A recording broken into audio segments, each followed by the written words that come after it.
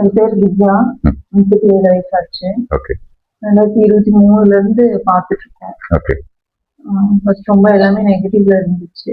நெகட்டிவ்ன்றதை விட நமக்கு வந்து நம்ம இந்த ஹைப்பர்தைராய்டிசம் நம்ம பார்த்து என்ன பண்றோம்னா முதல்ல 2023ல பார்க்க ஆரம்பிச்சிங்க. ஃபர்ஸ்ட் டைம் அந்த ரிப்போர்ட்ல வந்து உங்களுக்கு டிஎஸ்ஹெச் வந்து குறைவா இருந்தது. டிஎஸ்ஹெச் ரொம்ப குறைவா இருந்தது. அது வந்து லெஸ் தென் 0.5 அந்த ரேஞ்சில தான் இருந்திருக்கு. அதுக்கப்புறம் நீங்க அலோபதி மெடிசன் போனீங்களாமா? போகல.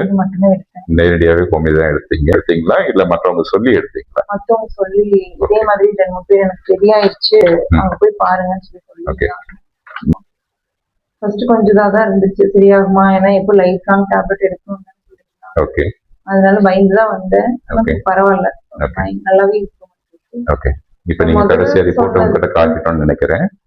இப்ப இருக்க ரிப்போர்ட் உங்களுக்கு இருக்கிறதுல வந்து நார்மல்கே வந்துருச்சு, வித்தவுட் எந்த மெடிக்கேஷனுமே இல்லை. அது ரப்ப பண்ணி காட்டியாச்சு. சைட்ல இருக்கிறதும் ஹீமோகுளோபின் குறைஞ்சிருக்கு, அதுக்கான மருந்துகள் மட்டும் தரேன், அதை மட்டும் ஃபாலோ பண்ணுங்க. எப்படி ரியாக்டபிலிட்டின்னு பார்க்கலாம், பார்த்துட்டு அப்புறம் நம்ம முடிவு பண்ணிக்கலாம். சரிங்களா? டென்ஷன் இல்லாம பார்த்துக்கோங்க. உணவு பழக்க முறைகள் ஏற்கனவே சொல்லியிருக்கேன்னு நினைக்கிறேன். என்னென்னலாம் சாப்பிடக்கூடாதுன்னு சொல்லியிருந்தேன், என்ன சாப்பிடணும்னு சொல்லியிருந்தேன். அதனால ஓகே.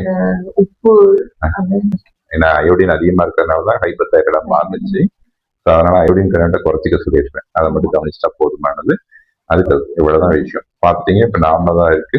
சந்தோஷம். எப்படி பார்க்கலாம், முடிவு பண்ணி